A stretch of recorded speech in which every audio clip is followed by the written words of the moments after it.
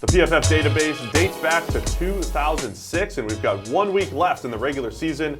So Sam, let's take a look at some potential PFF records that will fall, and some that have already fallen. Let's start with highest adjusted completion percentage. We already know that Drew Brees will be sitting out in Week 17, meaning he now has the record for the highest adjusted completion percentage, 82.2% this year, breaking Sam Bradford's record in 2016. It was of 80.9%. Adjusted completion percentage is essentially on-target throws. We take away throwaways, batted passes, times where the QB's hit his thrown.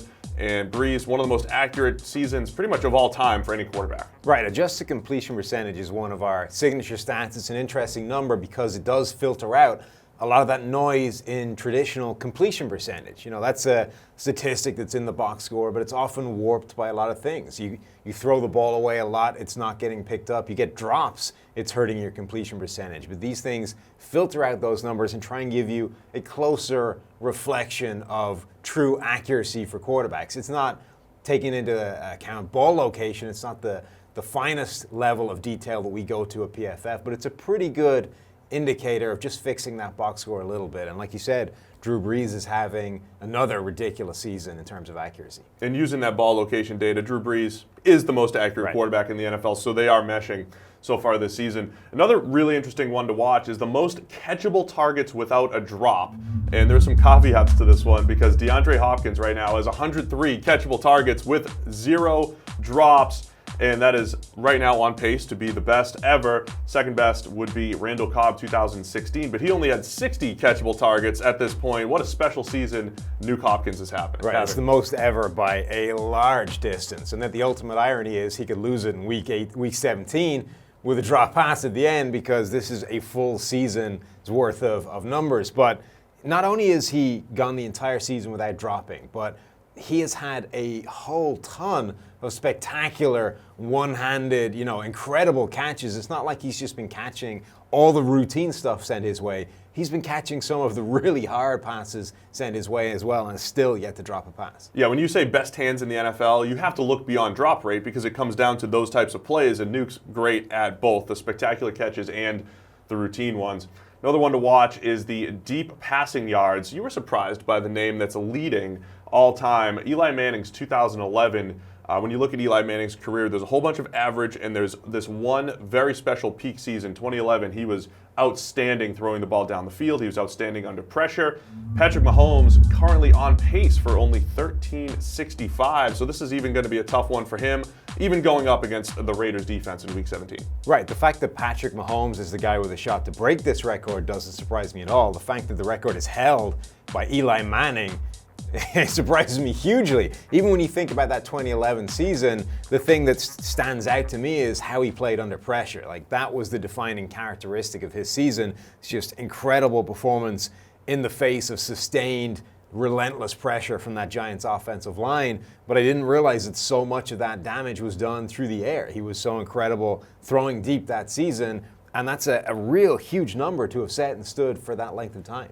And then going hand in hand with that, the most deep receiving yards, Tyreek Hill has already set the record with 687 so far this year going into Week 17. That broke Allen Robinson's record 2015 when he was with the Jacksonville Jaguars. I guess the caveat there, the Jaguars, that was the year Bortles was playing from behind all the time and garbage time yards. Right. But Allen Robinson was outstanding catching the ball down the field. He did it in a lot of contested situations, whereas Tyreek Hill's doing it with his natural speed.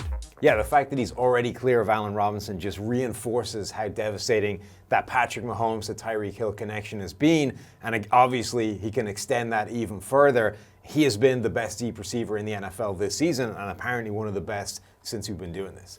Staying with receivers now, the best passer rating when targeted. This is a fun one.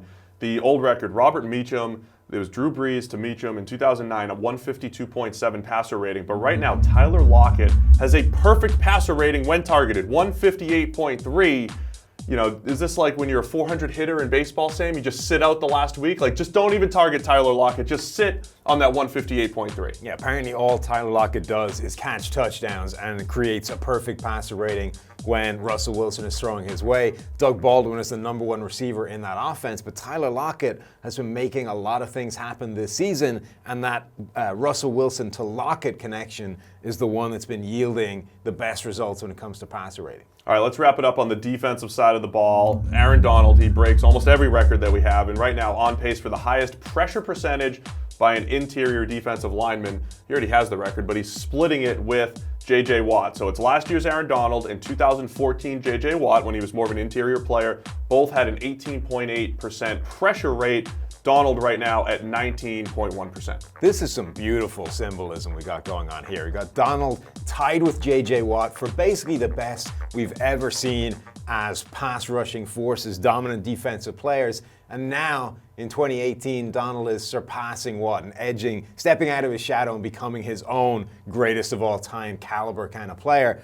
I think that's mirroring perfectly what we've seen in terms of their careers. You know, J.J. Watt has been derailed a little bit by injuries, and I think we are seeing Donald emerge as the greatest we've seen since we've been doing this. Slightly better than J.J. Watt, whilst the two of them have been kind of level pegging up until now. Yeah, there was a point where we looked at J.J. Watt's career and just said, okay, this is special, next level stuff. We might not ever see this level of play, and Aaron Donald has slightly surpassed him in the PFF grades. Of course, you guys can see all of the PFF grades with part of your PFF Elite package using premium stats. Keep an eye on the PFF records this week heading into Week 17.